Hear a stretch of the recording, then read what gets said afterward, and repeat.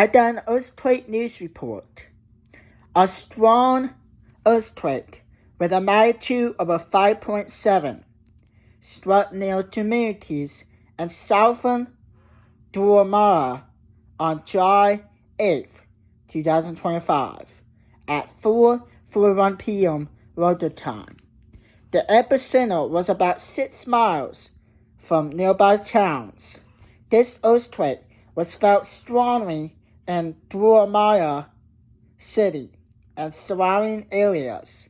People have experienced notable shaking. There's been reports of minor structural damage and 2 people injured.